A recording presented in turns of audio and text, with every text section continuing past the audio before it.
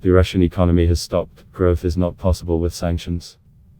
Expert: it is possible to exist in sanctions, but not to develop. Although the domestic economy is demonstrating miracles of stability, its growth rate does not suit anyone, neither the president, nor the head of government, nor, of course, dear Russians, whose standard of living has been steadily declining for several years. Yesterday, Medvedev gathered the economic bloc of the cabinet of ministers to once again discuss additional measures to accelerate the development of the economy. The Prime Minister noted that last year SDDD grew slightly above 2%, and this year the indicators are still weaker, he said. Fresh ideas are needed, which some other departments also have. I reminded that choose and offer what should be done.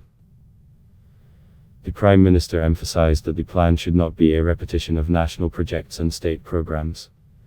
These should be measures to stimulate economic growth, and not just a statement that let's work on national projects and everything will be fine, said the head of government. As the saying goes, all efforts are in the fight against Denikin, that is, to ensure growth comparable with world average indicators.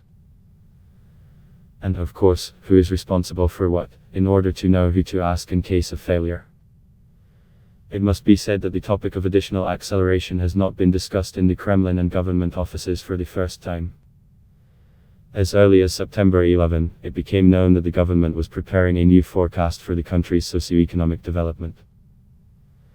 Then it was also recognized that the current growth rate does not meet the set noble goals. The head of the cabinet emphasized that national goals must be met, and the growth rate must be increased, for which changes are being made in the economy.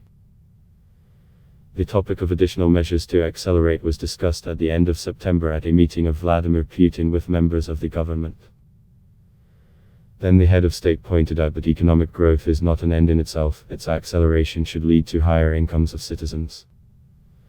According to him, as early as next year, the growth in investment in fixed assets should double, from the current 2% to 5%.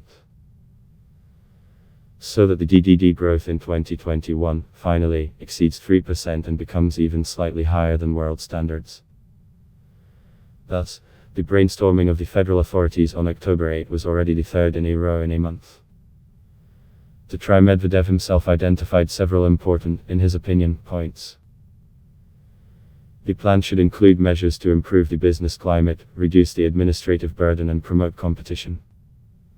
In general, appeals and streamlined language, which, like spells, are repeated at every meeting.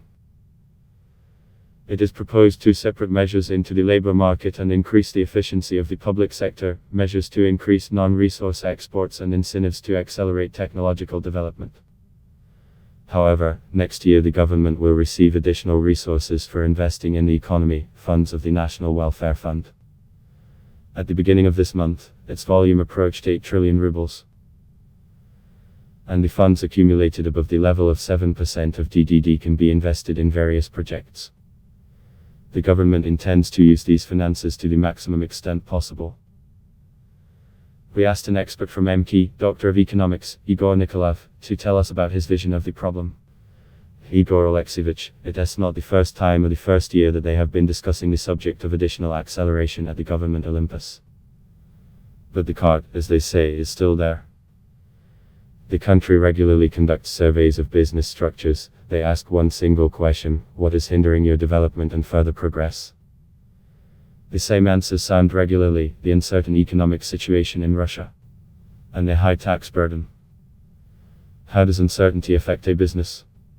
Changes to the rules of the game. Today we have only laws in force, tomorrow they will be amended. And here you have an additional headache. The important issue of sanctions cannot be circumvented here. This is more to politicians. You cannot pretend that sanctions do not affect the pace of development of the economy. In my opinion, the rejection of the sanctions policy would be an important, even primary step in strengthening the economic base. It is possible to exist in a sanctions regime, but it is impossible to develop. But after all, recently the federal government has taken a number of substantial and effective measures to strengthen the economy. I agree. And national projects, and the regulatory guillotine, and the rejection of old regulations, and export promotion, all this is important. But all this did not turn the tide of the general situation. our economic growth is still not very different from zero. While reducing the tax burden on the manufacturer, lifting the sanctions would immediately give a powerful impetus to the development of domestic production and the improvement of macroeconomic indicators. The country does not need any megaprojects, for example, in the construction of high-speed highways.